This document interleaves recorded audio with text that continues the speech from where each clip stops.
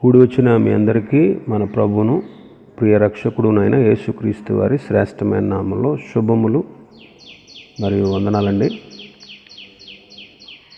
మనమందరం ఈ రీతిగా ప్రతిదినం దేవుని యొక్క వాక్యాన్ని ధ్యానించుటకు, ఆయన నామాన్ని కనపరచుటకు, ఆత్మ సంబంధమైన అనేక సంగతులు వాక్య భాగాల్లో నుండి మనం నేర్చుకుంటూ వాటిని మన జీవితాలకు అన్వయించుకుని ప్రభు మార్గంలో మన భక్తిని, విశ్వాసాన్ని స్థిరపరచుకుంటకు ప్రతిదినం మనం దేవుని యొక్క వాక్యాన్ని వింటూ వస్తున్నాం.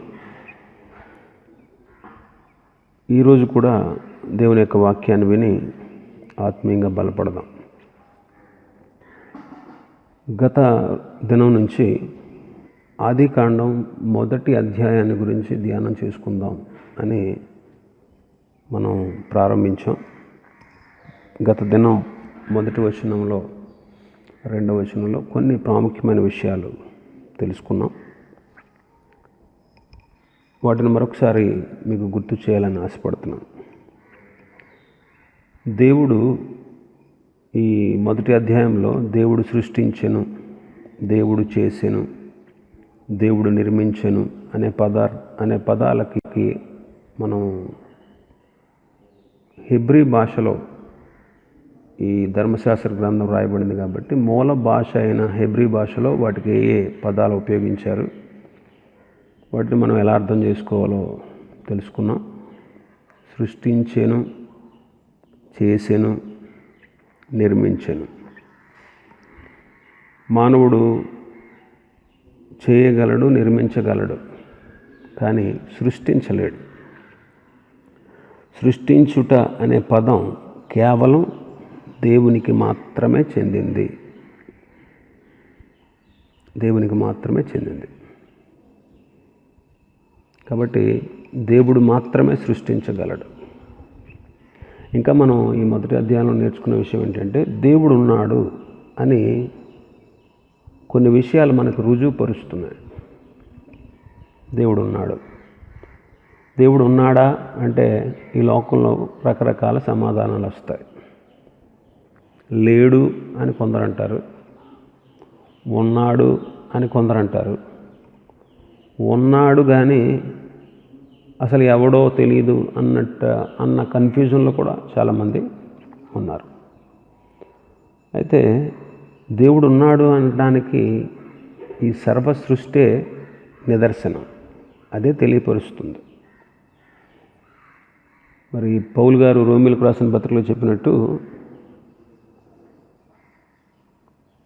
ఆయన అదృశ్య లక్షణాలు, ఆయన నిత్య శక్తి, ఆయన దైవత్వం మనకు అర్థం అవ్వాలంటే జగదుత్పత్తి మొదలుకొని సృష్టించబడిన ప్రతి వస్తువును నిశితంగా పరిశీలించడం వల్ల, గ్రహించుకోవడం వల్ల ఆయన ఉన్నాడు అనే విషయం మనకి అర్థమవుతుంది. కీర్తనకారుడు అంటాడు 19లో, ఆకాశములు ఆయన మహిమను వివరిస్తూ ఉన్నాయి, అంతరిక్షము ఆయన చేతి పనిని ప్రచురం చేస్తూ ఉంది. పగటికి పగలు బోధిస్తూ ఉంది, రాత్రి తన జ్ఞానాన్ని తెలియపరుస్తున్నాయి. వాటికి భాష లేదు, వాటికి లిపి లేదు, అయినా సరే వాటి యొక్క గుర్తులు భూమి అంతముల వరకు బయలు వెళుతూ ఉన్నాయి అంటాడు. కాబట్టి సర్వ సృష్టిని మనం నిశితంగా పరిశీలిస్తే దేవుడు ఉన్నాడు అనేటువంటి సత్యం మనకు అర్థమవుతుంది. ఇంకా దేవుడు ఉన్నాడు అని యోధా జనాంగాన్ని, వాళ్ళ స్థితిగతుల్ని, వాళ్ళ జీవితాలని, వాళ్ళ చరిత్రను మనం పరిశీలిస్తే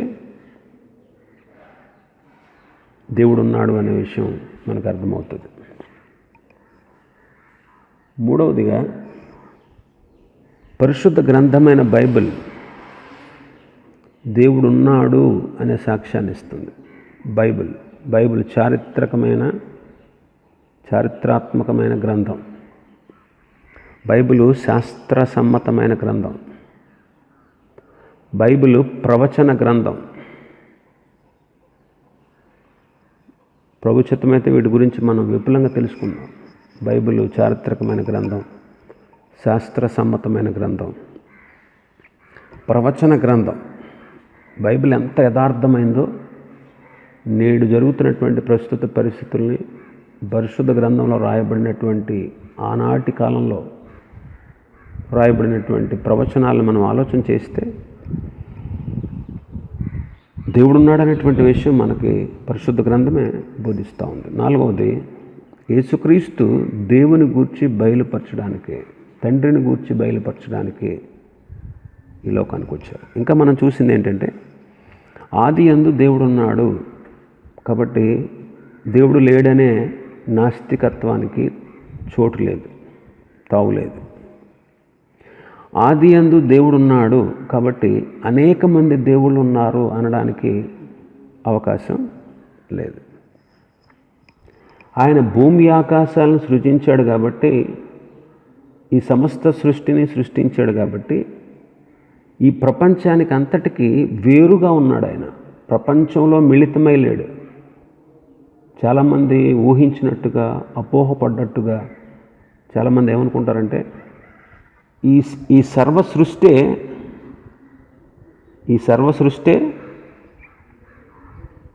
దేవుడు అంటారు.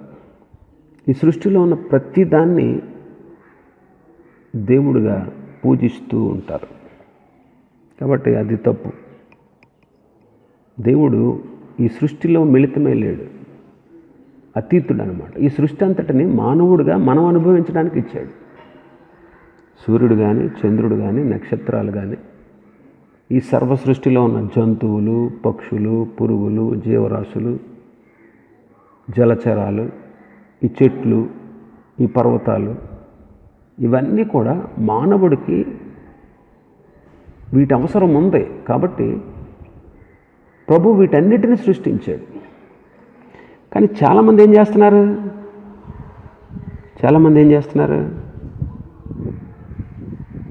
చాలామంది చేసేటువంటి పని ఏంటంటే, ఈ సర్వ సృష్టిని దేవుడిగా పూజిస్తూ ఉన్నారు. సర్వ సృష్టిని దేవుడిగా పూజిస్తున్నారు. ఒక విషయం ఆలోచన చేయండి. మీ ఊరు కలెక్టర్ గారు వచ్చారు. కలెక్టర్ గారిని సన్మానించాలి మీరు. అంటే దానికోసం బొకే, షాల్, దండ, పూలదండ తీసుకొస్తారు. ఇప్పుడు ఈ పూలదండ పట్టుకెళ్ళి కారుకి వేస్తారా, కలెక్టర్ గారికి వేస్తారా? అదే ఆలోచించండి. సన్మానించేది కలెక్టర్ గారు. పూలదండ పట్టుకెళ్ళి కారుకి వేయరు, కలెక్టర్ గారికి వేస్తారు. ఈ సర్వాన్ని సృష్టించిన వాడు ఆయన. ఈ సృష్టికి అతీతుడు ఆయన. ఈ సృష్టే దేవుడు కాదు. కానీ చాలామంది తెలియక ఈ సర్వ సృష్టే దేవుడు అని ఇవన్నీ ఈ సృష్టి అంతటిని పూజిస్తున్నారు. రాళ్ళని, లేకపోతే సూర్యుడిని, చంద్రుడిని, నక్షత్రాలని, వాటికి నమస్కరిస్తూ, వాటిని పూజిస్తూ ఉంటారు. కాబట్టి ప్రభువు ఈ సృష్టిలో లేడండి. సృష్టికి అతీతుడు. దేవుడు సృష్టించాడు. సర్వ జగత్తు దేవుడు కాదు. ఈ జగత్తు దేవుని చేత సృష్టించబడినటువంటి పదార్థం అంతే. దేవుడి చేత సృష్టించబడిన పదార్థం. కాబట్టి ఈ విషయాన్ని గమనించాలి. ఇంకా దేవుడే సృష్టించాడు కాబట్టి అదృష్ట సిద్ధాంతం, కర్మ సిద్ధాంతం అంటారే, వాటికి తావులేదు. దేవుడే సృష్టించాడు. మనం ఈ పదాలు ఉపయోగిస్తూ ఉంటాం. ఏంటి? అదృష్టం. 2, మా కర్మ సిద్ధాంతం. కర్మ సిద్ధాంతం అంటే ఎవడు చేసిన పాపానికి వాడు అనుభవిస్తాడు. పూర్వజన్మలో ఏదో పాపం చేశాడు కాబట్టి ఇప్పుడు అనుభవిస్తున్నాడు అంటూ ఉంటారే, ఇవే కర్మ సిద్ధాంతాలు. ఇప్పుడు గమనించండి, వాటికి తావులేదు. అదృష్టానికి, కర్మ సిద్ధాంతానికి తావులేదు. ఎందుకంటే ప్రభు సృష్టించాడు. ప్రభు చెప్పు చేతల్లో ఈ సర్వ సృష్టి ఉంది. ప్రభు చెప్పు చేతల్లో ఉంది.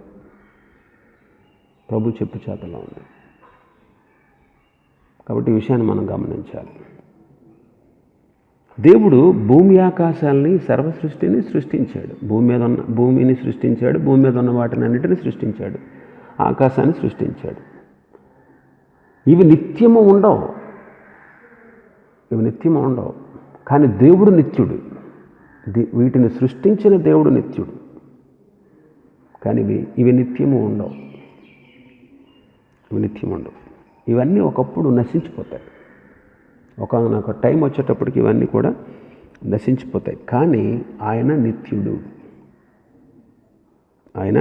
నిత్యుడు, ఆయనే ఆది అంతమైన వాడు, ఆయనే ఆది అంతము లేనివాడు కూడా. ఆది అంతమై ఉన్నాడు ఆయనకి అంతము లేదు, ఆది లేదు, పలానప్పటి నుంచి ఉన్నాడు అనడానికి లేదు అసలు. ఆయనే బిగిన్ చేస్తాడు, ఆయన ముగిస్తాడు. ఆయనే ప్రారంభం, ఆయనే ముగింపు. ఆయన ఎప్పటి నుంచి ఉన్నాడో మనకు తెలియదు, ఎప్పటి వరకు ఉంటాడో మనం చెప్పలేం. అసలు ప్రారంభం అనేది లేదు, ముగింపు అనేది కూడా లేదు. అదనమాట, అది గుర్తుపెట్టుకోవాలి. కాబట్టి ఆది యందు ఆయన ఉన్నాడు. కాబట్టి ఆయన బిడ్డలమైనటువంటి మనం కూడా ఆయన అన్నిటికంటే ముందుగా ఉంచాలి, అందరికంటే ముందుగా మనం ఉంచాలి. ప్రతి కార్యాన్ని ఆయనతోనే ప్రారంభించాలి అని చెప్పుకున్నాం.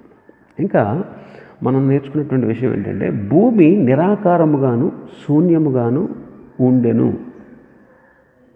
అనే చోట ఏమని ఉండాలి? హెబ్రీ భాషా ప్రకారం భూమి నిరాకారముగాను శూన్యముగాను అయిపోయింది ఆయను అని ఉండాలి. మరి దేవుడు భూమిని నిరాకారంగా శూన్యంగా ఉండడానికి సృష్టించాడా? కాదు. నివాసయోగ్యంగా ఉండడానికి దాన్ని సృష్టించాడు, నివాసయోగ్యంగా ఉండేటట్లు సృష్టించాడు. కానీ నివాసయోగ్యంగా ఉండేటట్లు సృష్టించినటువంటి ఈ భూమి ఎందుకు నిరాకారంగా అయిపోయింది అంటే, సృష్టించబడిన తర్వాత ఏదో జరిగింది మొత్తం మీద. యోబు గ్రంథంలో చూసాం, మొదటి సృష్టి యొక్క లక్షణాలు. భూమికి పునాదులు ఉన్నాయని, దానికి స్తంభాలు ఉన్నాయని, మొదటి సృష్టి గురించినటువంటి కొన్ని విషయాలు, దానికి మూలరాతి వేశాడని, దేవదూత అందరూ పాటలు పాడుతూ ఉండగా దానికి మూలరాతి వేయడం జరిగిందని, ఇవన్నీ చూసాం. అయితే ఆ కాలంలో జరిగినటువంటి సృష్టిలో ఏదో జరిగింది, దానికి అనుగుణమైనటువంటి వాక్యాలు మనం చూస్తూ వచ్చాం. సాతాను, లూసిఫర్ అనేవాడు ఒకప్పుడు వాడొక జాతికి చెందిన, ఒక కెరూబు అనే జాతికి చెందినవాడని, అతడు దూతల్లో ఉన్నత స్థాయిలో ఉన్నవాడని, వాడికి మొదట ఒక ఉద్యోగం ఉందని, వాడు అభిషేకించబడ్డాడని, వాడు రాజని,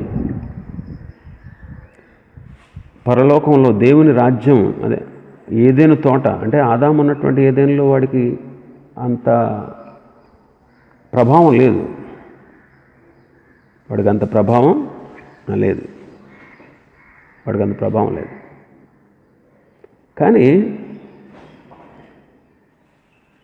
వాడు పర్వతం మీద, యెహోవా నియమించిన పర్వతం మీద, పర్వతం అంటే చెప్పుకున్నాం కదా, పర్వతం అంటే రాజ్యం, పర్వతం అంటే ఒక రాజ్యం అని బైబిల్ బోధిస్తూ ఉంది.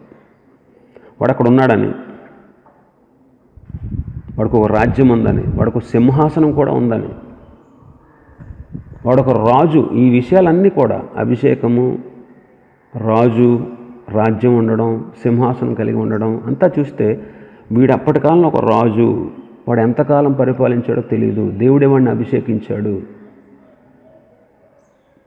వాడి మొదటి గుణం యథార్థవంతుడు,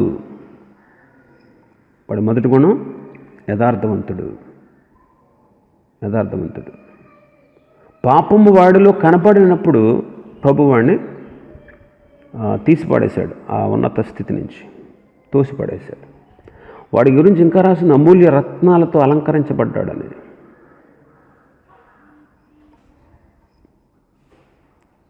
వాడు నియమించబడిన దినాన పిల్లన గురువులు వాయించే వాళ్ళు కూడా వచ్చారు. చూడండి, వాడికి అంత ఘనత దేవుడిచ్చాడు. అయితే ఈ నిరాకార స్థితి ఎందుకు ఏర్పడింది అంటే, పరిశుద్ధ గ్రంథాన్ని అంతటా మనం చదివితే వాడు పాపం చేశాడు.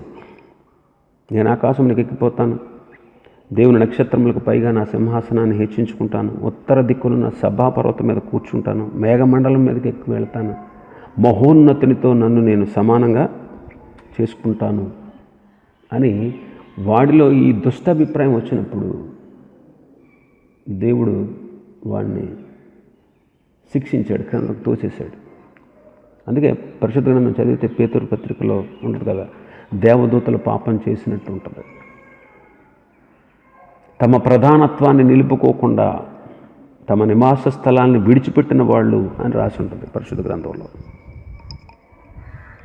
కారణం ఏంటంటే వాళ్ళలో వచ్చిన గర్వమే, వాళ్ళలో వచ్చిన గర్వం.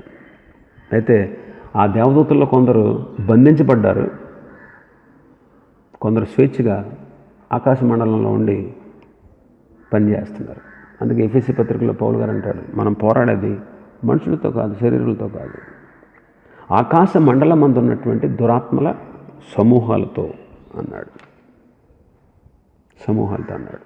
కాబట్టి కొందరిని స్వేచ్ఛగా వదిలేశాడు ప్రభు, కొందరిని తీర్పు దినం వరకు కావల్లో ఉంచాడు, వాళ్ళని బంధించి ఉంచాడు. అయితే చివరికి జరిగేది ఏంటంటే, అపవాది నిత్యాగ్నిలోనికి వాడి అనుచరులు, వాడిని వెంబడిస్తున్నటువంటి ఈ లోకంలో ఉన్నటువంటి మానవులు వీళ్ళందరూ ఎక్కడికి పోతారు? అసలు అగ్నిగుండం అనేది, పాతాళం అనేది వాడికి నియమించబడింది. అయితే వాడు పోతూ పోతూ అందరినీ తీసుకెళ్ళిపోతున్నాడు. కాబట్టి ఆ రీతిగా పతనమై ఉండొచ్చు అని దేవుని వాక్యం సెలవిస్తూ ఉంది. ఆలోచన చేస్తే అప్పటి నుంచి, మొదటి నుంచి కూడా అలాగే జరుగుతుంది కదా. నోవహ కాలంలో ప్రజలు పాపం పెరిగిపోయినప్పుడు, నరులు తమ ఇష్టం వచ్చినటువంటి మార్గాల్లో నడుస్తూ ఉన్నప్పుడు, దైవ భయం లేకుండా బ్రతుకుతూ ఉన్నప్పుడు దేవుని కోపం వచ్చి వాళ్ళందరినీ నాశనం చేస్తూ వాళ్ళతో పాటు భూమిని కూడా ఏం చేశాడు? భూమి మీదకి జలప్రళయాన్ని రప్పించాడు. సొదొమ గొమొర్రా ప్రజలు కూడా అంతే. వాళ్ళు పాపం చేసినప్పుడు వాళ్ళ మీద అగ్ని గంధకాలు కురిపించి ఆ పట్టణాలని నాశనం చేశాడు. ఇప్పుడు చూడండి, మీరు యూట్యూబ్లో చూస్తే సొదొమ గొమొర్రా అనే పట్టణాలని అక్కడ తీసిన వీడియోలు ఉంటాయి. వీడియోలు ఇప్పటికీ అక్కడ నివసించడానికి లేదన్నమాట.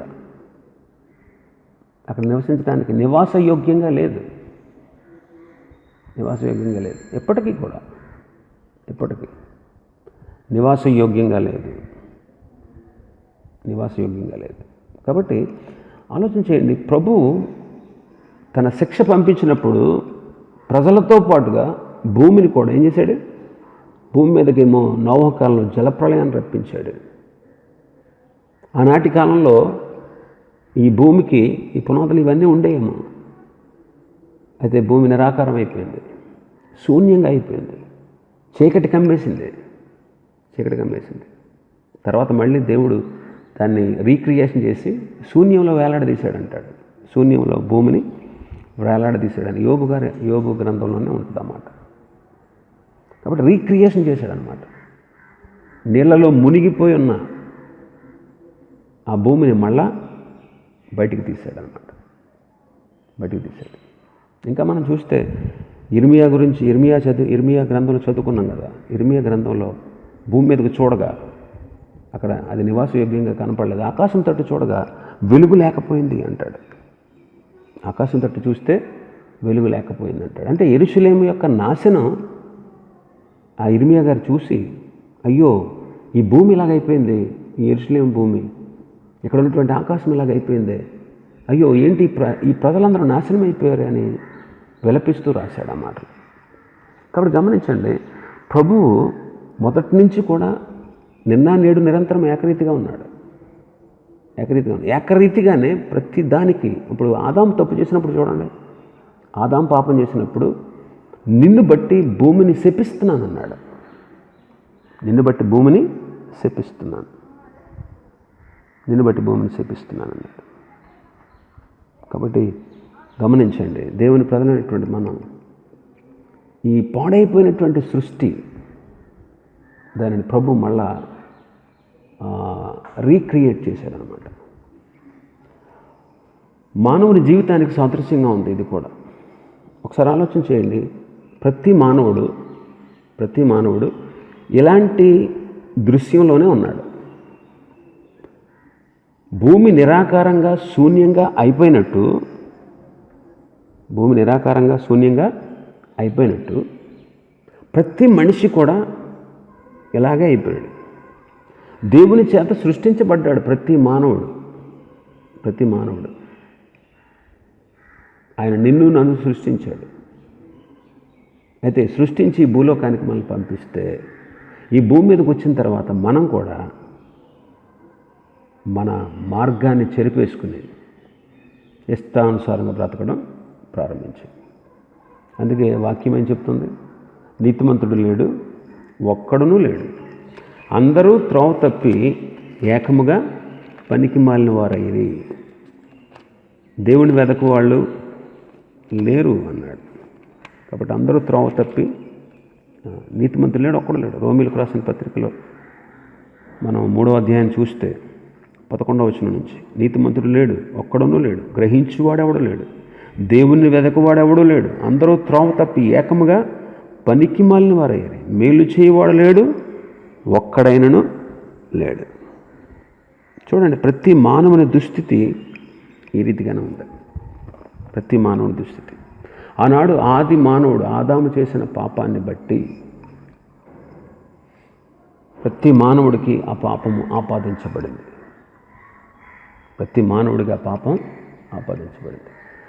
ఒకప్పుడు ఈ సృష్టిని ఏలినటువంటి లూసిఫర్ అనే అపవాది, వాడికి ఆ అధికార వాంఛ చావక,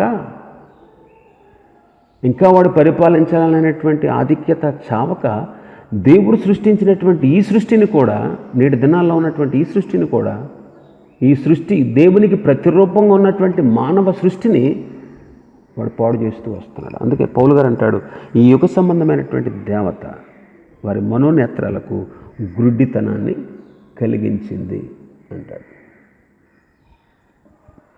ఈ యుగ సంబంధమైన దేవత అంటే అపవాది, సాతాను ప్రతి మనిషికి గుడ్డితనాన్ని కలిగించాడు. అందుకే రోమిలకు రాసిన పత్రికలో భక్తుడు ఏమన్నాడు? గ్రహించేవాడు లేడు, నీతిమంతుడు లేడు, ఒక్కడో లేడు, గ్రహించేవాడు లేడు, దేవుణ్ణి వెదకేవాడు లేడు. అందరూ దేవుడు నియమించినటువంటి త్రోవను తప్పిపోయారు. ప్రభువు ప్రతి ఒక్కరిని యథార్థవంతులుగా పుట్టించాడు. కానీ మనుషులే వివిధ తంత్రాలు కల్పించుకుని దేవునికి దూరం అయిపోయారు. త్రోవ తప్పారు అందరూ త్రోవ తప్పి. ఇంకా అంటాడు, మేలు చేసేవాళ్ళు లేడు, ఒక్కడైనా లేడు. వాళ్ళ గొంతుకు తెరిచిన సమాధి, వాళ్ళ నాలుకతో మోసం చేస్తారు, వాళ్ళ పెదవుల కింద సర్ప విషం ఉంది, వారి నోటి నిండా శపించుట ఉంది, వాళ్ళ హృదయంలో పగ ఉంది, రక్తం చిందించడానికి, ఇతరుల్ని చంపడానికి, ఇతరుల్ని నాశనం చేయడానికి పరుగులు పెడతా ఉన్నారు. వాళ్ళ మార్గంలో దేవుడు విడిచిపెట్టి తొలగిపోయినటువంటి వాళ్ళ మార్గంలో నాశనం ఉంది, కష్టం ఉంది. శాంతి మార్గమును వాళ్ళు ఎరగరు. వారి కన్నులు ఎదుట దేవుని భయం అస్సలు లేదు.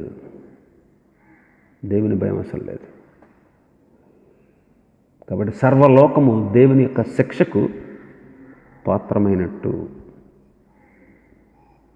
సర్వలోకం కూడా దేవుని శిక్షకి పాత్రులైపోయాడు. మానవుడు పడిపోయాడు, పతనమైపోయాడు. అయితే ఈ పతనమైపోయినటువంటి మానవుడిని చూడండి, మానవుడు చీకటిలోకి వెళ్ళిపోయాడు, గుడ్డితనంలోకి వెళ్ళిపోయాడు. చీకటి అంటే 3 అర్థాలు చెప్పుకుంటాం మనం ఎప్పుడు కూడా. చీకటి అంటే ఒకటి అజ్ఞానం. మానవులందరూ చూడండి అజ్ఞానంలో ఉన్నారు. నిజ దేవుణ్ణి వారు తెలుసుకోలేరు, దేవుని మార్గాన్ని వెదకలేరు. వాళ్ళు అనుకున్నదే దేవుడు, వాళ్ళు చేసేదే అంత కరెక్ట్ అనుకుంటా ఉంటారు. అజ్ఞానంలో ఉన్నారు. జ్ఞానులే లోకంలో గొప్పోళ్లే, లోకరీతిగా మనుషులందరి చేత జ్ఞానులు అనిపించుకుంటున్నారు, కానీ వాళ్ళు అజ్ఞానంలో బ్రతుకుతున్నారు. అదే చీకటి అంటే. ఇంకా చీకటి అంటే పాపం. చీకటి అంటే ప్రతి మనిషి పాపంలోనే బ్రతుకుతున్నాడు. పాపంలో పుట్టాం, పాపలోకంలో ఎదుగుతున్నాం. మరి ఈ పాపానికి బానిసలుగా, దాసులుగా మనిషి మారిపోతూ ఉన్నాడు. చూడండి, అందుకే చాలామంది కొన్ని వ్యసనాలకి అలవాటు పడితే ఆ వ్యసనాల నుంచి త్వరగా విడుదల పొందలేరు.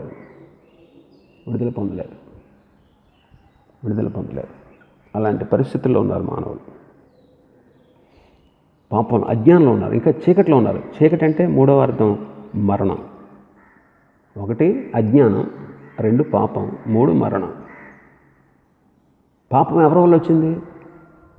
మొదటి మానవుడు అనేటువంటి ఆదాము ద్వారా వచ్చింది. ఆదాముకి పాపం చేయాలనేటువంటి ఆలోచన ఎక్కడి నుంచి వచ్చింది? అపవాదుల నుంచి వచ్చింది. కాబట్టి పాపం చేసేవాడు పాపానికి దాసుడు. పాపం చేస్తున్నటువంటి ప్రతి ఒక్కడు అపవాది చెరలో ఉన్నాడు. కాబట్టి పాపం, ప్రతి మనిషికి పాపం సంక్రమించింది. 3వది మరణం. పాపం వలన వచ్చే జీతము మరణము. మరణం అంటే 2 మరణాలు ఉన్నాయి. ప్రతి వ్యక్తికి 2 మరణాలు ఉంటాయి. ప్రతి వ్యక్తికి, భూమి మీద పుట్టిన ప్రతి ఒక్కడికి, వాడు క్రైస్తవుడైనా, క్రైస్తవేతరుడైనా, అన్యుడైనా, ఎవరైనా, ఏ దేశస్థుడైనా, ఏ కులస్థుడైనా, ఏ మతస్థుడైనా 2 మరణాలు ఉన్నాయి. 2 మరణాలు. 1 భూమి మీద పుట్టిన తర్వాత చావు కంపల్సరీ. ఇది సహజ మరణం. ఒక వ్యక్తి చనిపోతాడు ఎప్పటికైనా సరే, ఎంతటి గొప్పవాడైనా సరే, ఎంతటి ఖ్యాతి గడించిన వాడైనా సరే, చివరికి మరణించాల్సిందే. కాబట్టి మనిషికి మరణం ఉంది.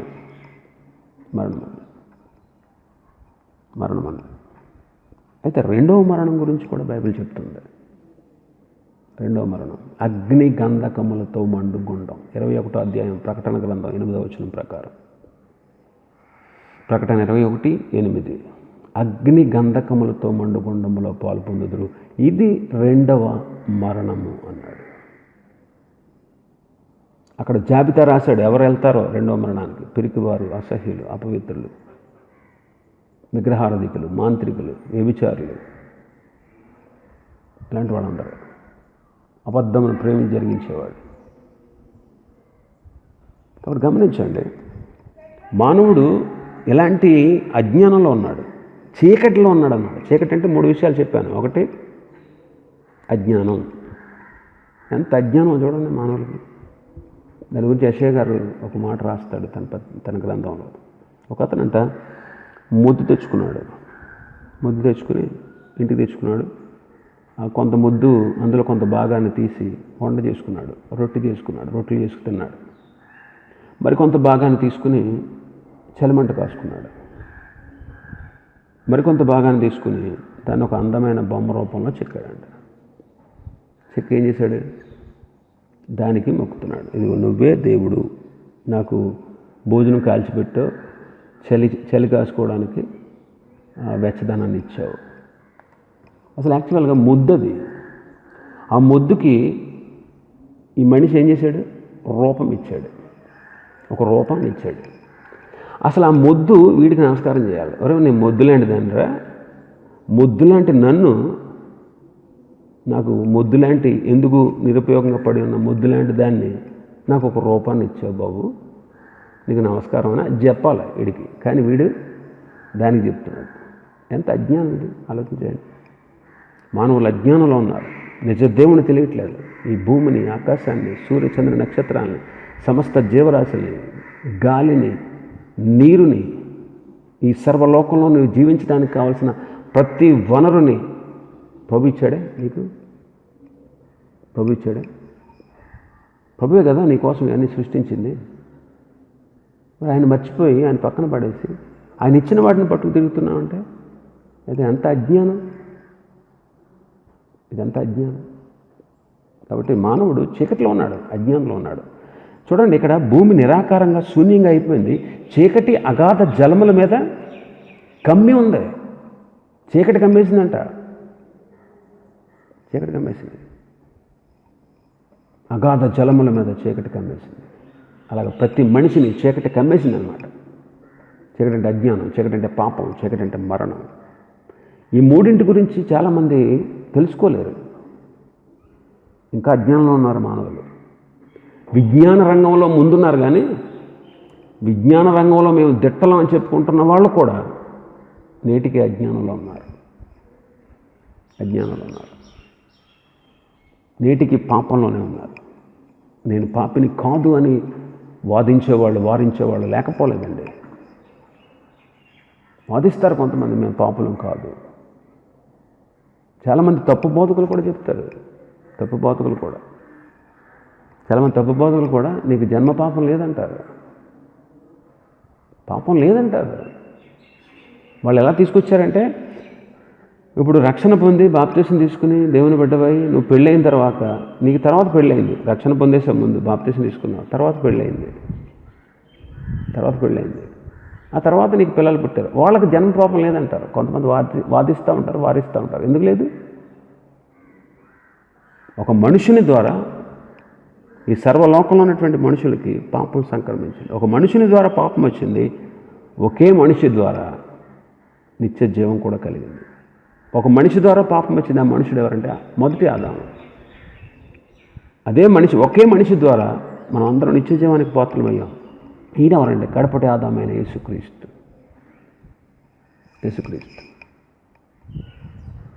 అంటే కొంతమందికి డౌట్ వస్తుంది కదా, ఒక్కళ్ళు చేసిన పాపానికి మనం అందరం పాపులమయ్యాం.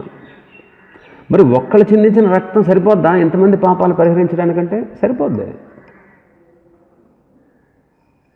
కాబట్టి గమనించండి, మనిషి చీకటిలో ఉన్నాడు. చీకటి అగాధ జన్మలను కమ్మేసినట్టు, భూమిని కమ్మేసినట్టు మానవుడు కూడా చీకటి కమ్మేసింది. అందుకే మానవుడు పాపం చేస్తూ పాపం కాదు అనుకుంటాడు. కొంతమందిని చూడండి, కొంతమంది కొన్ని పాపాలు చేస్తూ ఉంటూ వాళ్ళని ఇది ఏంటి తప్పు కదా అంటే, ఎక్కడ తప్పు, ఏది పాపం అంటూ ఉంటారు. పాపం అంటే కూడా తెలియనటువంటి అజ్ఞానంలో ఉన్నారు. పాపం అంటే కూడా కొంతమంది మరణాన్ని గురించి తెలుసుకోరు. ఇదే స్వర్గం, ఇదే నరకం అంటారు. ఈ భూమి మీద స్వర్గం, భూమి మీద నరకం. అన్ని సుఖాలు ఉంటే స్వర్గం, కష్టాలన్నీ వస్తే నరకం అంటారు చాలామంది. అదండి మానవుల దుస్థితి. మానవులు చీకట్లో ఉన్నారు, జీవం లేని స్థితిలో ఉన్నారు మానవులు. శాంతి లేదు వాళ్ళకి, మానవులకి. అయితే అలాంటి పాడైపోయిన మానవుణ్ణి సహితం నూతన సృష్టిగా మార్చగలిగిన వాడు మన ప్రభువైన యేసుక్రీస్తు. అందుకే కొరింథీయులకు రాసిన 2వ పత్రిక 5వ అధ్యాయం 17వ వచనం అంటాడు, ఎవడైనను క్రీస్తు యేసునందున్న యెడల వాడు నూతన సృష్టి. ఎవడైనా క్రీస్తునందున్న యెడల వాడు నూతన సృష్టి. కాబట్టి పాడైపోయినటువంటి ఈ పాప లోకాన్ని ఎలాగైతే ఈ భూమిని మళ్ళా ప్రభు పునరుద్ధరించాడో, పాడైపోయినటువంటి ఒక వ్యక్తిని కూడా దేవుని లేక, దేవుని గురించిన అవగాహన లేక, అజ్ఞానంతో పాడైపోయినటువంటి మానవుల్ని కూడా నూతన సృష్టిగా చేయగల శక్తి గల దేవుడు మన దేవుడు. ఇంకా మనం చూస్తే 2వ వచనం 2వ లైన్లో, దేవుని ఆత్మ జలముల పైన అల్లాడుచుండెను. దేవుని ఆత్మ జలముల పైన అల్లాడుచుండెను. చీకటి చేత ఆవరించబడినటువంటి నీళ్లపై ఈ చీకటి ఆవరించి, ఈ చీకటి పరిపాలన చేస్తున్న టైంలో దేవుని ఆత్మ జలముల పైన ఏం చేస్తుందంట? అల్లాడుచుంది. దేవుని ఆత్మ జలముల పైన అల్లాడుచుంది. ఆలోచన చేయండి, ఈ నాశనమైపోయినటువంటి సృష్టిని దేవుడు విడిచిపెట్టలేదు. తన ఆత్మ అల్లాడుతూ ఉంది. సృష్టి దాని అంతట అదే పునరుత్థానాన్ని కలిగించుకోలేదు. అంధకారం దాని అంతట అదే దాన్ని తొలగించుకోలేదు. దేవుని ఆత్మ క్రియ చేయాలి. దేవుని ఆత్మ క్రియ చేయాలి. ఇప్పుడు ఒక బిడ్డ మరణావస్థలో ఉన్నాడు అనుకోండి, ఒక బిడ్డ మరణావస్థలో ఉన్నాడు, చావు బతుకుల మధ్య కొట్టుమిట్లాడుతున్నాడు. అయితే ఆ తల్లి హృదయం ఎలా ఉంటుంది చెప్పండి? ఆ తల్లి తల్లడిల్లిపోతుంది అన్నమాట. అలాగే పాడైపోయినటువంటి సృష్టిని మరలా దేవుడు నూతనమైన సృష్టిగా చేయడానికి దేవుని ఆత్మ ఇక్కడ అల్లాడుచుండెను అనే మాట చదువుతున్నాం. అల్లాడుచుండెను. నాశనకరమైనటువంటి, నిరాకారమైపోయినటువంటి ఈ సృష్టి అంతటిని మరలా ఆహ్లాదకరంగా, ప్రశాంతమైనదిగా చేయబడాలంటే ఆ చేయబడుట కొరకే దేవుని ఆత్మ క్రియ చేస్తుంది. దేవుని ఆత్మ అల్లాడుచుండెను అనే మాట, అది ఆలోచన చేయండి. వాక్యం ద్వారా ప్రభు యొక్క మనస్సును మనం గ్రహించుకోగలం. మరణావస్థలో ఉన్నటువంటి బిడ్డ విషయంలో తల్లి ఎలాగ తలడిల్లిపోతుందో అలాగే దేవుని ఆత్మ అల్లాడుతూ ఉంది. హెబ్రీ భాషలో దాని అర్థం ఏంటంటే పొదిగి ఉండెను అని ఉంటుంది. కోడి 21 రోజులు గొడ్ల మీద పొదిగితే అవి బయటకు వస్తాయి. నూతన సృష్టి ఎలాగ ఏర్పడద్దో మనకు తెలుసు. అలాగే దేవుని ఆత్మ పొదుగుట ద్వారా, అల్లాడుట ద్వారా ఈ నూతన సృష్టి కలిగింది. ఇప్పుడు ఆలోచించేద్దాం. మొదటి దినాన జరిగినటువంటి సృష్టిని గురించి ఈరోజు మనం ధ్యానం చేసుకుందాం. చదువుదాం 3వ వచనం నుంచి. దేవుడు వెలుగు కమ్మని పలకగా వెలుగు కలిగింది. వెలుగు మంచిదైనట్టు దేవుడు చూచాను. దేవుడు వెలుగును చీకటిని వేరుపరిచాను. దేవుడు వెలుగునకు పగలని, చీకటికి రాత్రి అని పేరు పెట్టాను. అస్తమయమును ఉదయమును కలుగుగా ఒక దినమాయను. మొదటి దిన కార్యక్రమం. ఇక్కడి నుంచి పతనమైపోయినటువంటి సృష్టిని దేవుడు ఎలాగ నూతనపరిచాడో ఆ విధానాన్ని మనం చూస్తున్నాం. ఈ సృష్టికి నూతన రూపాన్ని దేవుడు తెచ్చాడు. వెలుగు కమ్మని పలికాడంట. 2వ వచనం ఆఖరి లైన్లో దేవుని ఆత్మ జలములపై అల్లాడుచుండెను. ఇప్పుడు వెలుగు కమ్మని దేవుడు పలికాడు. ఆత్మ అల్లాడుతూ ఉంది, దేవుడు పలికాడు.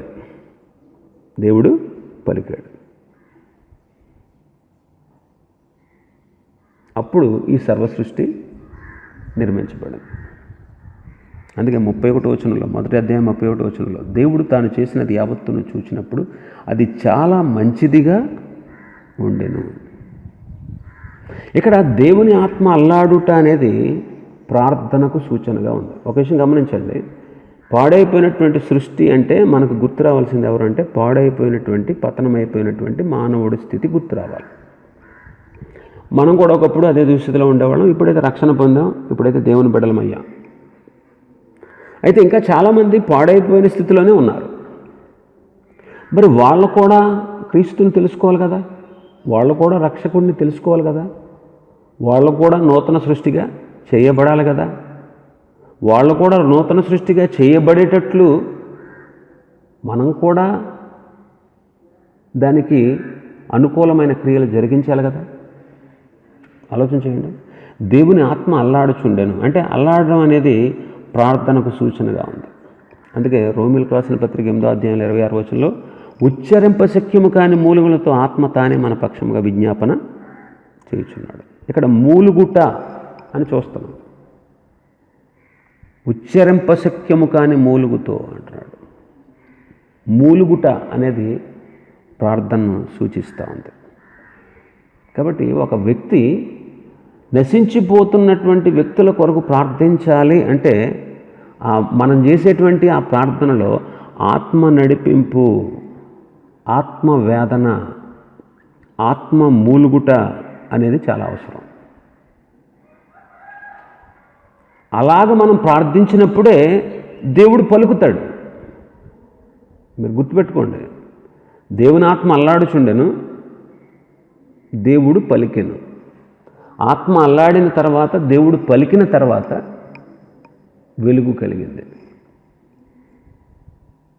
ఇప్పుడు నశించిపోతున్న ఆత్మల పట్ల రక్షించబడినటువంటి ఒక విశ్వాసి దేవుని ఆత్మ నడిపింపుతో వాళ్ళ రక్షణ కొరకు, వాళ్ళ వెలిగించబడుట కొరకు, వాళ్ళ నూతన సృష్టిగా చేయబడుట కొరకు పరిశుద్ధాత్మ సహాయముతో ఒక విశ్వాసి నశించిపోతున్న వారి కొరకు ప్రార్థించాలి. ఎప్పుడైనా నువ్వు ఈ పని చేసావా? నీ భర్త కానీ, నీ భార్య కానీ, నీ బిడ్డలు కానీ ఇంకా రక్షణ పొందలేదు, అన్యులుగానే ఉన్నారు లోకంలో. ఇంకా నీ బంధువులు, స్నేహితుల్లో చాలామంది క్రీస్తుని తెలుసుకోలేదు, నువ్వు తెలుసుకున్నావు. ఎప్పుడైనా దేవుని ఆత్మ నడిపింపు చేత, దేవుని ఆత్మ భారంతో, దేవుని ఆత్మకున్న మూలుగుతో నువ్వు దేవునికి ప్రార్థన చేశావా? ఒక్క విషయం మిమ్మల్ని మీరు పరీక్ష చేసుకోండి.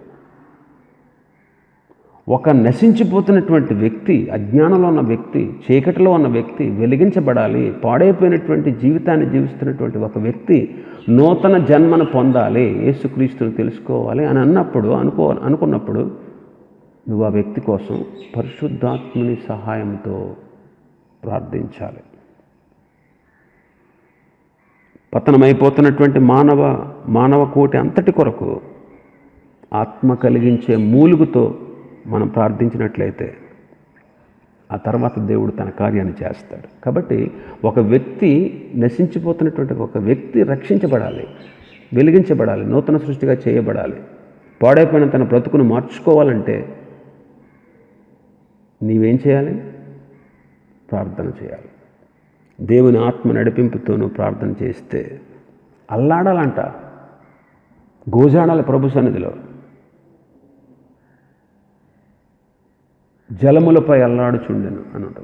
జలములంటే ఏంటో తెలుసా? పరిశుద్ధ గ్రంథం ప్రకారం జలములంటే ఒకసారి చదువుదాం. ప్రకటన గ్రంథం 17వ అధ్యాయం. ప్రకటన గ్రంథం 17వ అధ్యాయం 15వ వచనాన్ని చదువుకో. మరియు ఆ దూత నాతో ఇలాగ చెప్పాను, ఆ వేశ్య కూర్చున్న చోటు నీవు చూచిన జలములు, వేసి కూర్చున్న చోట నువ్వు చూచిన జలములు ప్రజలను, జనసమూహములను, జనములను, ఆయా భాషలు మాట్లాడు వారిని సూచించును. ఇక్కడ ఆత్మ జలములపై అల్లాడుచున్నాడు అంటే జలములంటే ఏంటి? ఇక్కడ ఈ మాటను బట్టి ప్రజలు, జనసమూహాలు, జనములు, ఆయా భాషలు మాట్లాడేవారు, వాళ్ళను సూచిస్తుందంట జలములు. అంటే ఇక్కడ దేవుని ఆత్మ జలములపై అల్లాడుతుందంటే ఆలోచన చేసుకోవాలి. మనం కూడా జనముల కోసం, ప్రజల కోసం, జనసమూహాల కోసం, దేశాల కోసం, ఆయా భాషలు మాట్లాడు ప్రజల కోసం మనం ఏం చేయాలి? అల్లాడాలి. దేవుని ఆత్మ నడిపింపుతో ప్రార్థన చేయాలి. పౌలు చూడండి ఎంత హృదయ వేదన కలిగి ఉన్నాడో నశించిపోతున్న వారి పట్ల. చూడండి ఒకసారి రోమీలకు రాసిన పత్రిక 9వ అధ్యాయం. రోమీలకు రాసిన పత్రిక 9వ అధ్యాయం 1వ వచనం 2వ వచనం. నాకు బహు దుఃఖమును నా హృదయములో మానని వేదనయు కలవు. క్రీస్తునందు నిజమే చెప్పుచున్నాను, అబద్ధం ఆడట్లేదు. పరిశుద్ధాత్మ యందు నా మనస్సాక్షి నాతో కూడా సాక్ష్యం ఇస్తూ ఉంది. సాధ్యమైన ఎడల దేహ సంబంధులైన నా సహోదరుల కొరకు నేను క్రీస్తు నుండి వేరై శాపగ్రస్తుడనై ఉండకూడదును. నాకు బహు దుఃఖం నా హృదయంలో మానని వేదన ఉంది. దీన్ని ఇంకా మనం బాగా అర్థం చేసుకోవాలంటే 10వ అధ్యాయం 1వ వచనంలో చూద్దాం. సహోదరులారా, ఇశ్రాయేలీలు రక్షణ పొందవలనని నా హృదయాభిలాషయు వారి విషయమై నేను దేవునికి చేయు ప్రార్థనయునై ఉన్నది. ఆయన రక్త సంబంధాల కోసం, ఆయన యూదుడు, దేవుడు అతన్ని అపోస్తులైన పౌలు గారిని అన్ని జనులకు అపోస్తులుగా నియమించాడు. అన్ని జనులకు అపోస్తులుగా నియమించాడు కాబట్టి అన్ని జనులకు కూడా రక్షణ ఉందనే విషయం ఆయనకు బయలుపరిచాడు. అందుకే ఆయన పత్రికలన్నీ కూడా 14 పత్రికలు పరిశుద్ధ గ్రంథాలు ఎందుకు దేవుడు పొందుపరిచి ఉంచాడంటే అన్ని జనులైన వారు అందరూ రక్షణ పొందాలని, ఆ విషయాలన్నీ తెలుసుకోవాలని. అందుకే ఆయన పరిచర్య ఎక్కువ ఉంటుంది అపోస్తుల కార్యంలో కానీ మిగిలిన పత్రికల్లో కానీ. ఎందుకంటే అన్ని జనులు అందరూ రక్షణ పొందాలి. అయితే ఈయన అన్ని జనుల మధ్య సేవ చేశాడు కానీ ఆయన హృదయంలో ఉన్నటువంటి వేదన, బాధ ఏంటంటే ఇశ్రాయేలీలు రక్షణ పొందాలి, తన స్వజనులు రక్షణ పొందాలి, తన స్వజనులు ప్రభుని తెలుసుకోవాలి. నాకు దుఃఖమును మానని వేదన ఉన్నాయంటున్నాడు. ఉందా నీకు దుఃఖం, వేదన? నీ ప్రజల కొరకైనటువంటి ఆ పట్టుదల ఉందా నీకు? నిన్ను ఒక కులం నుంచి దేవుడు రక్షించాడు. నీ కులస్తుల కోసం నీకు ఆ వేదన, దుఃఖం ఉందా? నిన్ను ఆ కులంలోంచి ఎందుకు తీసుకొచ్చి రక్షణ ఇచ్చాడో తెలుసా? నీవు ఆ కులస్తులకు అందరికీ వాళ్ళ రక్షణ కోసం నువ్వు ప్రయాసపడతావు. నువ్వేమో ఆ కులంలో నుంచి బయటకు వచ్చిన తర్వాత వాళ్ళని తిట్టారని, వాళ్ళని ద్వేషించారని, వాళ్ళని దూషించారని, వాళ్ళని హేళన చేశారని వాళ్ళని అన్యుల్లాగా పరాయి వాళ్ళగా ఎంచి వాళ్ళ నాశనాన్ని కోరుకుంటావు తప్ప వాళ్ళ రక్షణ గురించి నువ్వు ఆలోచన చేయవా? ఇది తప్పు కదా? విశ్వాసం అలా చేయొచ్చా? విశ్వాసం అలా చేయొచ్చా? నిన్ను ఎందుకు ఆ కులంలో నుంచి రక్షించాడు? యాక్చువల్గా మన దేశంలో కులాలు ఉన్నాయి. నేను కులాల గురించి మాట్లాడట్లేదు. నిన్ను ఆ చోటు నుంచి దేవుడు రక్షించి బయటికి తీసుకొచ్చాడు. వాళ్ళందరూ నీ వాళ్ళే కదా. మరి నీకు వాళ్ళ మీద ద్వేషం ఉందా? వాళ్ళ రక్షణ పొందాలని ప్రయాసపడాలంటే దుఃఖం, మంచి మనసు ఉందా నీకు? వాళ్ళ మీద ద్వేషం ఉంది. చూడండి, నేటి దినాల్లో విశ్వాసులు చెప్పే సాక్ష్యాలన్నీ ఇంతే. మా వాళ్ళందరూ నన్ను వెళ్ళేసేసారండి, మా వాళ్ళందరూ అంటే మాకు పడదు, అందుకే మేమే వాళ్ళని వెళ్ళేసేసాం, ఇంకా వాళ్ళంటే అసలు మాకు ఇష్టం లేదు, వాళ్ళ దగ్గర మేము వెళ్ళాం, వాళ్ళు మాకు అక్కర్లేదు, వాళ్ళతో పొత్తుపోయింది, వాళ్ళతో మాకు సంబంధాలు లేవు. ఇది మనం చెప్పేది. ఇలా చేయమన్నాడా ప్రభు? అలా వదిలేయమన్నాడా? చెప్పరా? వాళ్ళ గురించి నీకు వేదన లేదా? పౌలు గారు చూడండి ఎంత చక్కగా మాట్లాడుతున్నాడు. నాకు బహు దుఃఖం, నా హృదయంలో మానని వేదన ఒకటి ఉంది అంటున్నాడు. 9వ అధ్యాయం మాత్రం చూడండి. నాకు బహు దుఃఖం ఉంది, నా హృదయంలో ఒక వేదన ఉంది, అది మానదు. మానని వేదన. నా దేహ సంబంధులైన నా సహోదరుల కొరకు నేను క్రీస్తు నుండి వేరే పోవడానికన్నా ఇష్టపడతాను. అంటే నేను చావడానికైనా సిద్ధమే, కానీ వాళ్ళు రక్షణ పొందాలి. అందుకంటాడు, ఇశ్రాయేలీలందరూ కూడా రక్షణ పొందాలని నా హృదయాభిలాష. వాళ్ళ విషయమై నేను చేసే ప్రార్థన. మరి మీ హృదయాభిలాష ఏంటి? మీ హృదయాభిలాష ఏంటి? వాళ్ళండి మారండి, అందుకే వాళ్ళ దగ్గరికి వెళ్ళను నేను, నాకు వద్దండి వాళ్ళు. ఇది మనం చెప్పేది.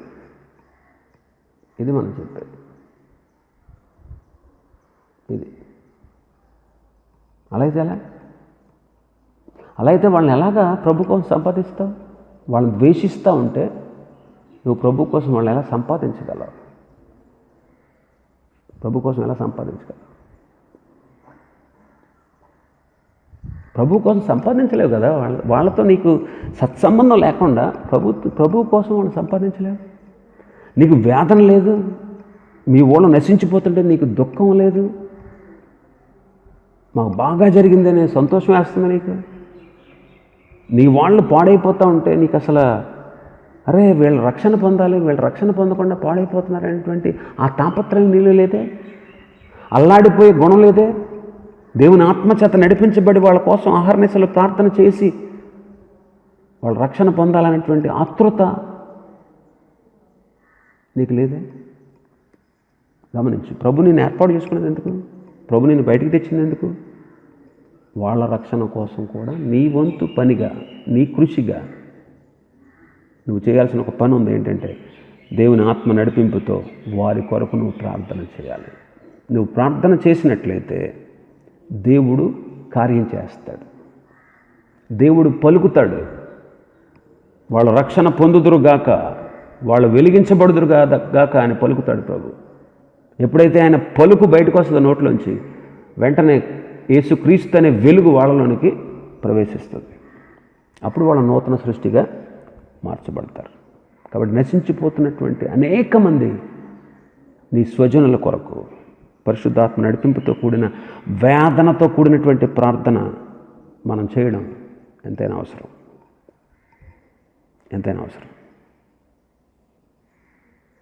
కాబట్టి ఆత్మ అల్లాడుతుంది, దేవుడు పలికాడు.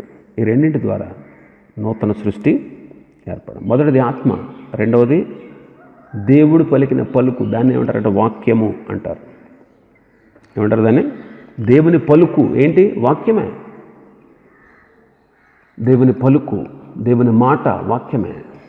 అందుకే నికోదేముతో చెప్తాడు ప్రభు, ఒకడు నీటి మూలముగాను ఆత్మ మూలముగాను జన్మించితేనే కానీ వాడు దేవుని రాజ్యంలో ప్రవేశించలేడు అంటాడు. నీరు అంటే దేవుని వాక్యం. నీరు అంటే దేవుని వాక్యం. చాలామంది అపార్థం చేసుకుంటారు. నీరు అంటే బాప్తీసం అనుకుంటారు. నీరు అంటే దేవుని వాక్యం. ఒకడు దేవుని ఆత్మ కలిగిన దేవుని యొక్క వాక్యాన్ని విని ఆత్మ వాడిలో కార్యం చేసినప్పుడు మాత్రమే వాడు కొత్తగా జన్మించినటువంటి వ్యక్తి అవుతాడు. నీటి మూలముగా ఆత్మ మూలముగా అన్నాడు. ఎఫెసీ పత్రిక 5వ అధ్యాయం 27వ వచనంలో ఏం చదువుతున్నాం మనం? ఎఫెసీ పత్రిక 5వ అధ్యాయం 27వ వచనం. అటువల్ల క్రీస్తు కూడా సంఘమును ప్రేమించి అది కళంకమైన ముడతైన నటిది మరేదైనా లేక పరిశుద్ధమైనది గాను నిర్దోషమైనది గాను మహిమగల సంఘము గాను ఆయన తన ఎదుట దానిని నిలబెట్టుకొనవలనని వాక్యముతో ఉదక స్నానము చేత దానిని పవిత్రపరిచి, బాగా గమనించండి, వాక్యముతో ఉదక స్నానము చేయించి, వాక్యముతో ఉదక స్నానం, వాక్యముతో స్నానం. ఎప్పుడైతే వాక్యంతో స్నానం చేయబడ్డామో అప్పుడు ఏమైంది?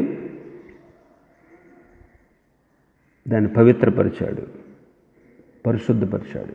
దాని కొరకు తాను అప్పగించుకున్నాడు. వాక్యము ద్వారానే క్రొత్త జన్మ కలుగుతుంది. వాక్యం ద్వారానే. వాక్యం మనల్ని కనాలి. వాక్యం మనల్ని సత్యవాక్య ప్రకారము, ఆయన సంకల్ప ప్రకారం దేవుడు మనల్ని కన్నాడు అంటాడు భక్తుడు. ఆత్మేమో నూతన స్వభావాన్ని కలగజేస్తుంది. తీతుపత్రిక 3వ అధ్యాయం 5వ వచనం. తీతుపత్రిక 3వ అధ్యాయం 5వ వచనం. మనం నీతిని అనుసరించి చేసిన క్రియల మూలంగా కాక తన కనికరము చొప్పుననే పునర్జన్మ సంబంధమైన స్నానము ద్వారా పరిశుద్ధాత్మ మనకు నూతన స్వభావము కలుగజేయుట ద్వారా, పరిశుద్ధాత్ముడు నూతన స్వభావాన్ని ఒక వ్యక్తి వాక్యము ద్వారా జన్మించినప్పుడు పరిశుద్ధాత్ముడు అతని హృదయంలో నూతన స్వభావాన్ని కలగజేస్తాడు. ఎప్పుడైతే వాక్యం నిన్ను కంటదో పరిశుద్ధాత్ముడు నూతన స్వభావం కలగజేస్తాడో, ఈ రెండు ఒక వ్యక్తి హృదయాల్లో కలిగినప్పుడు అతనికి క్రొత్త జన్మ అనేది కలుగుతుంది. అట్టి వాళ్ళే దేవుని రాజ్యానికి వారసులు. దేవుడు వెలుగును కమ్మని పలికాడు, వెలుగును సృష్టించలేదు. వెలుగు కలగాలి అని పలికాడు అంతే. వెలుగు కలిగింది. వెలుగు కలిగిన వెంటనే ఈ చీకటంతా పోయింది. కాబట్టి తండ్రి అయిన దేవుడు పలుకు, కుమారుడైన దేవుడు ప్రకాశించడం, పరిశుద్ధాత్మ దేవుడు క్రియ చేయడం ద్వారా ఒక వ్యక్తి రక్షణ పొందుతాడు. ఒక విషయం గమనించండి, మొదటి దినాన్ని కలిగినటువంటి వెలుగు సూర్యుని నుండి కలిగిన వెలుగు కాదు. సూర్యుడు 4వ దినాన్ని వచ్చాడు. దేవుని వాక్కు వలన కలిగిన వెలుగు అని మనం గ్రహించాలి. కాబట్టి ఇక్కడ ఉన్నటువంటి అంధకారంలో ఉన్నటువంటి మానవుని సూచిస్తూ ఉంది. వెలుగు ప్రభువైన యేసుక్రీస్తును సూచిస్తూ ఉంది. ఎలాగైతే ఈ వెలుగు యొక్క అవసరత ఉందో ప్రతి వ్యక్తి జీవితంలో యేసుక్రీస్తు అనే జీవపు వెలుగైన ఆయన అవసరత ప్రతి వ్యక్తికి ఉంది. అయితే వెలుగు మనకి అనుగ్రహించడానికి, చీకటిలో అంధకారంలో ఉన్నటువంటి మానవులైనటువంటి మనల్ని వెలిగించడానికి, దేవునితో మనకు సత్సంబంధాన్ని ఏర్పరచడానికి, దేవునితో మనల్ని మమేకం చేయడానికి, దేవుని ఎదుట మనల్ని సిగ్గులేని ముఖముతో ఆయన ఎదుట మనల్ని నిలబెట్టుటకు యేసుక్రీస్తు అనేటువంటి దేవుని కుమారుడు శరీర స్వభావాన్ని ధరించుకొని మన కోసం ఈ లోకానికి వచ్చాడు. పరిశుద్ధాత్ముడు ఆయన కన్యక గర్భంలోనికి ప్రవేశపెట్టాడు. చూడండి, ఇక్కడ తండ్రి దేవుని పని, కుమారుడైన యేసుక్రీస్తు, పరిశుద్ధాత్ముడు, ఈ ముగ్గురు కనపడుతున్నారు. ముగ్గురు కనపడుతున్నారు. కాబట్టి ఒక వ్యక్తి రక్షణ పొందడానికి దేవుని వాక్యం అనే, దేవుని వెలుగు అనే యేసుక్రీస్తు అవసరం. ఎప్పుడైతే యేసుక్రీస్తుని గురించి విని వాక్యాన్ని నమ్మి విశ్వసించి ఆ వాక్యం ఒక వ్యక్తి హృదయంలో క్రియ జరిగిస్తుందో వెంటనే పరిశుద్ధాత్ముడు అతని హృదయంలోనికి ప్రవేశించి అతనికి నూతన జన్మ, నూతన స్వభావాన్ని, నూతన సృష్టిని, ఆ అనుభవాన్ని కలుగజేస్తాడు. అప్పుడు ఒక వ్యక్తి రక్షించబడతాడు. నూతన సృష్టిగా చేయబడతాడు. కాబట్టి గమనించండి, దేవుని బిడ్డలైనటువంటి మనం నశించిపోతున్న ఆత్మల పట్ల ఒక బాధ, భారం, వేదన మనం కలిగి ఉండాలి. ఎవడెలా పోతే నాకేంటి, నేను రక్షణ పొందాను, నా కుటుంబం రక్షణ పొందింది, నేను పరలోకానికి వెళ్తే చాలు, మిగతా వాళ్ళు ఎలా పోతే నాకేంటి అనే మెంటాలిటీ కాదండి క్రైస్తవుడిది. క్రైస్తవులు ఎప్పుడు కూడా అలా స్వార్థపరులుగా ఉండలేరు, ఉండకూడదు కూడా. కాబట్టి మన వాళ్ళందరూ రక్షించబడాలి అనేటువంటి ఆ గొప్ప దృఢ సంకల్పం ప్రతి విశ్వాసికి ఉండాలి. దేవుని ఆత్మ ద్వారా మనం అహర్నిశలు వాళ్ళ కోసం పౌలు లాంటి మనసు మనకు కూడా ఉండాలండి. మనకు కూడా ఉండాలి. ఇవన్నీ ఎందుకు నేర్చుకుంటున్నాం మనం? నీవు కూడా ఒకప్పుడు చీకట్లో అంధకారంలో ఉన్నావు కదా, ప్రభు నిన్ను వెలిగించాడు కదా. నిన్ను వెలిగించడానికి ఈ కార్యాన్ని అంతటినీ చేశాడు కదా. నీకోసం ఎవరో ప్రార్థించుంటారు కదా, చెప్పరండి. నీకోసం పరిశుద్ధాత్మ ప్రార్థన చేశాడు. నీకోసం నేను ఎరిగిన వాళ్ళు నీకోసం ప్రార్థన చేశారు. అందుకే ఈరోజు నువ్వు వెలిగించబడ్డావు. మనం ఇక్కడ నేర్చుకునేటువంటి విషయం ఏంటంటే, దేవుని బిడ్డలమైనటువంటి మనం, దేవుని ప్రజలైనటువంటి మనం తప్పనిసరిగా మనం పొందినటువంటి నూతన జన్మ, నూతన సృష్టి, నూతన జీవన అనుభవాన్ని నా తోటి వారు కూడా పొందాలి, మిగిలిన వారు కూడా పొందాలి అనే తాపత్రయం మనలో ఉండాలి. దాని కొరకు మనం చేయాల్సిన పని పరిశుద్ధాత్మ సహాయంతో ప్రార్థన చేయాలి. ఎప్పుడైతే పరిశుద్ధాత్మ సహాయంతో ప్రార్థన చేస్తామో మన వేదన, మనకున్నటువంటి ఆతృత, మనకున్నటువంటి ఇతరులు రక్షించబడాలనేటువంటి ఆ తలంపు ప్రభు చూసి ప్రభు పలుకుతాడు వాళ్ళు వెలిగించబడాలని. ఎప్పుడైతే దేవుని వాక్కు పలుకుతుందో జీవపు వెలుగైన యేసుక్రీస్తు వాళ్ళ హృదయాల్లోనికి ప్రవేశిస్తాడు. వాక్యం వాళ్ళ హృదయాల్లో పనిచేస్తుంది.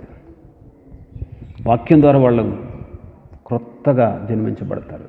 పరిశుద్ధాత్ముడు వారిలోనికి ప్రవేశించి నూతన జన్మ అనుభవాన్ని ఇస్తాడు. వాళ్ళు వెలిగించబడే నూతన సృష్టిగా చేయబడతారు.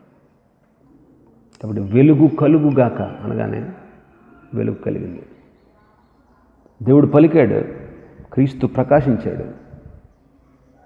పరిశుద్ధాత్ముడు ప్రార్థించి పరిశుద్ధాత్ముడు నూతన సృష్టిగా, నూతన జన్మ అనుభవాన్ని ఆ వ్యక్తికి ఇస్తాడు. మరి ఈ రక్షణ కార్యం ప్రారంభం ఏంటంటే, ఒక వ్యక్తి నశించిపోతున్న ఆత్మ రక్షణ కార్య ప్రారంభం ఏంటంటే, ఆ వ్యక్తి కొరకు మనం పరిశుద్ధాత్మ సహాయంతో ప్రార్థించాలి. నేటి దినాల్లో మీ కుటుంబాల్లో ఎంతోమంది రక్షణ పొందని వారు ఉన్నారు. మరి ఏం చేద్దాం? వాళ్ళ కొరకు మనం ప్రార్థన చేయాలి. వాళ్ళ మీద ద్వేషం కాదు మనకు ఉండాల్సిందే. మనం క్రీస్తుని నమ్మామని మనల్ని తక్కువగా చూశారని, మనల్ని కించపరిచారని, మనల్ని హేళన చేశారని, మనల్ని అపహసించారని, మనమంటే అసలు వాళ్ళకి గిట్టదని, మనల్ని చూసి తల తిప్పేసుకుంటారని, మనమంటే వాళ్ళకి అస్సలు పడదని వాళ్ళని శత్రువుగా భావిస్తూ ఉంటాం చాలాసార్లు.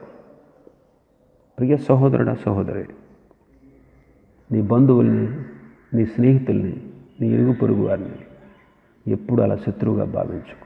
వాళ్ళు కూడా దేవుడికి అవసరం. వాళ్ళు కూడా దేవుని బిడ్డలు. వాళ్ళు కూడా అజ్ఞానంలో ఉన్నారు. వాళ్ళు వెలిగించబడాలి, వాళ్ళు నూతనపరచబడాలి, వాళ్ళలో దేవుని వాక్కు పని చేయాలి, వాళ్ళ కొరకు ప్రార్థించే వాళ్ళు కావాలి. ఆలోచన చేయండి. యెరూషలేం పాడైపోవడానికి కారణం ఏంటి తెలుసా? యెరూషలేము పాడైపోవడానికి కారణం ఏంటో తెలుసా? ఎవ్వరూ లేరంట వాళ్ళ కోసం ప్రార్థన చేయడానికి. ఎవరు లేరు. అయితే ఇలాగే పాడైపోవాల్సిందేనా? ఎలాగే? ఒకసారి చదువుదాం. యెహెజ్కేలు గ్రంథం 22వ అధ్యాయం 30వ వచనం. యెహెజ్కేలు గ్రంథం 22వ అధ్యాయం 30వ వచనం. నేను దేశమును పాడు చేయకుండానట్లు ప్రాకారాలను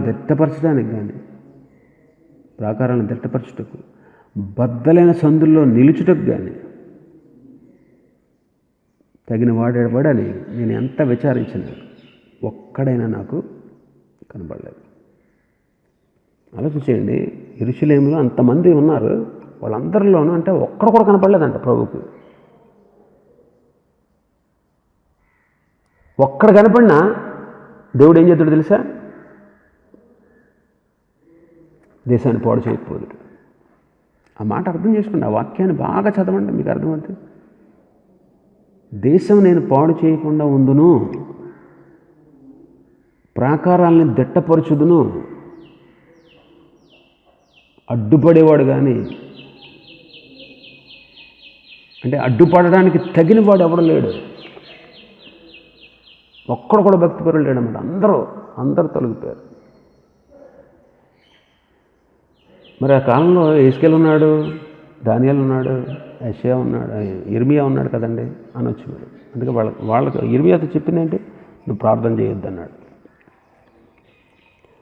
ప్రజలలో ఒక్కడు కూడా లేడంట యోగ్యుడు, ఒక్కడు కూడా లేడు. అందుకే దేవుడు ఆ దేశాన్ని పాడు చేసి పడేశాడు, ప్రాకారాలు పడగొట్టేశాడు, ఆ దేశాన్ని బద్దలు చేసేసాడు. ప్రభువా వద్దు, ఇది ఆప్ చేయి, ఇలా చెయ్యొద్దు అని చెప్పగలిగేటువంటి స్థితి, భక్తి, విశ్వాసం కలిగిన వాడు ఒక్కడు కూడా లేడంట. అందుకే దేశం అలా పాడైపోయింది. ఇప్పుడు ఆలోచించండి, మీ కుటుంబాల్లో ఉన్నవాళ్ళు కానీ, నీ బంధువుల్లో ఉన్నవాళ్ళు కానీ, నీ స్నేహితులు ఉన్నవాళ్ళు కానీ దేవుని ఉగ్రతకు గురైపోతూ వాళ్ళ జీవితాలని, తనువులను చాలించుకుంటూ పాడైపోతూ, నాశనమైపోతూ, పతనమైపోతూ ఉన్నటువంటి ఆ పరిస్థితుల్లో ఒక్కళ్ళైనా యోగ్యులుగా ఉండకుండా, ఒక్కళ్ళైనా వాళ్ళ కొరకు ప్రార్థించేవాళ్ళుగా లేకుండా ఉంటే వాళ్ళంతా ఏమవుద్దో ఒకసారి ఆలోచించేయండి. కాబట్టి దేవుని ప్రజలు దేవుని కొరకు ఆత్మను సంపాదించే భారాన్ని కలిగి ఉండాలి. మన ముందున్నటువంటి తరాల వారు ఇగో ఈ బైబిల్ని తీసుకురావడానికి కానీ, ఈ క్రైస్తవ్యాన్ని అభివృద్ధి చేయడానికి కానీ వాళ్ళ నడుం కట్టుకోకపోతే, వాళ్ళ జీవితాలని పణంగా పెట్టి ఉండకపోతే, వాళ్ళు అనేకమైన త్యాగాలు చేయకుండా ఉంటే మేము తెలుసుకున్నాంలే చాలు, ఇంకెవరు తెలుసుకోకపోయినా పర్వాలేదు అనేటువంటి మనస్సు వాళ్ళు తెచ్చుకుని ఉంటే నేడు దినంలో నువ్వు నేను కూడా అజ్ఞానంలోనే ఉందో, నశించి నాశనానికి పోదు, అంధకారంలోనే ఉందో, చీకటి సంబంధులుగానే బ్రతుకుతాం, వెలిగించబడకపోదు. కానీ దేవునికి స్తోత్రం, ఎందుకంటే దేవుడు మనందరికీ ఇలాగ వెలిగించబడేటువంటి స్థితిని మనకు అనుగ్రహించి ఉన్నాడు. ప్రియ సహోదరుడు, సహోదరి, నీవు కూడా మంచి మనసు తెచ్చుకో.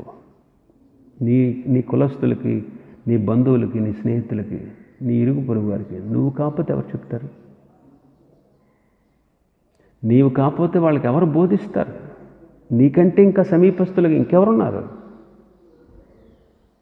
అందుకు కదా దేవుడు నిన్ను ఏర్పాటు చేసింది. లేదా బాధ, వేదన, ఆ తాపత్రయం నీలో లేదా? ఈ రోజు నుంచి అయినా ఆ మంచి పనికి నువ్వు నీ జీవితాన్ని సమర్పించుకో. ఎక్కడి నుంచి అయినా కొద్ది మందినైనా నీవు ప్రభు కోసం సంపాదించాలనేటువంటి ఆశ, ఆలోచన కలిగి ఉంది. వాళ్ళ కొరకు ప్రార్థించు, ముందు ప్రార్థించు. వాళ్ళ కొరకు అడ్డుపడు ప్రభు సన్నిధిలో. వాళ్ళ కొరకు అపవాదాన్ని నిరోధించు.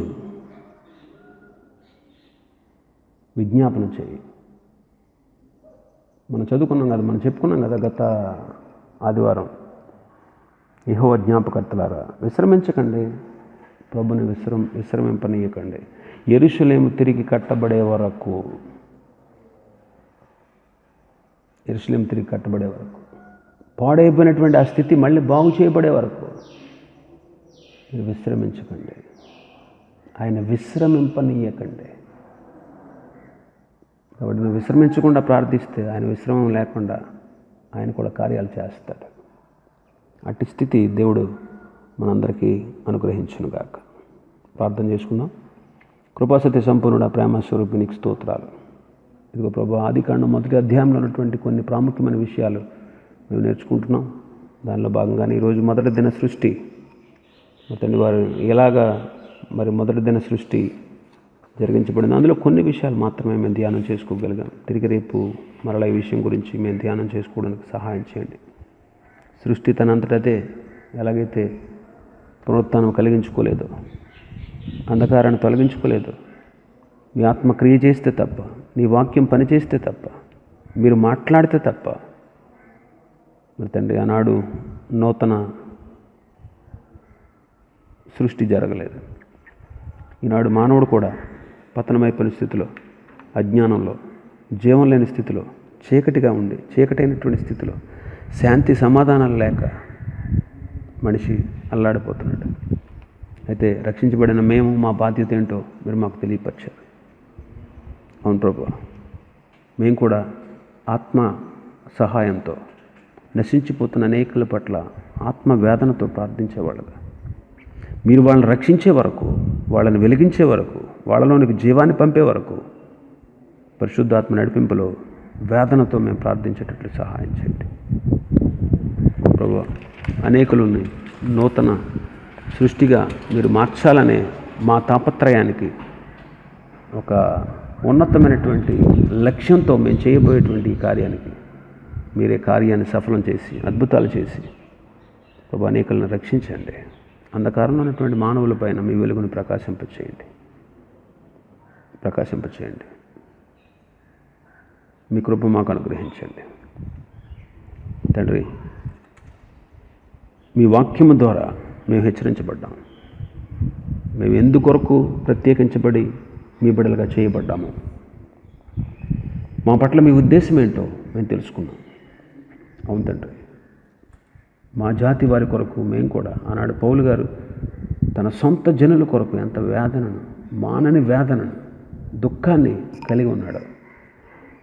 ఆయన హృదయాభిలాష వాళ్ళందరూ రక్షించబడాలని, అటువంటి హృదయాభిలాష మేము కూడా కలిగి జీవించటకు సహాయం చేయమని మీకే మహిమ ఘనత ప్రభావం చెల్లిస్తూ మళ్ళీ తిరిగి రాత్రికి, అలాగే రేపు ఉదయం మరలా 11 గంటలకు నీ వాక్యాన్ని ధ్యానించుటకు మాకు సమయం దయచేయమని, ఈ కరోనా వైరస్ని మీరు నిర్మూలించండి.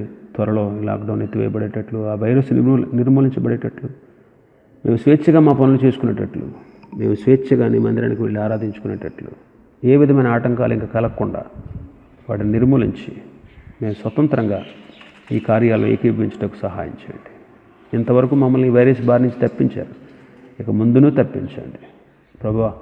ఎంతమంది అయితే బాధపడుతున్నారో, ఎన్ని దేశాలు సఫర్ అవుతున్నాయో వాళ్ళందరినీ కనికరించి ప్రభువా ఈ వైరస్ని నిర్మూలించి మాకు ఆరోగ్యాన్ని ప్రసాదించమని మీ చేతులకి మమ్మల్ని అప్పగించుకుని, మా దేశాన్ని, మా రాష్ట్రాన్ని కూడా ఆరోగ్యంతో నింపమని యేసు నామములో వేడుకుంటున్నాను.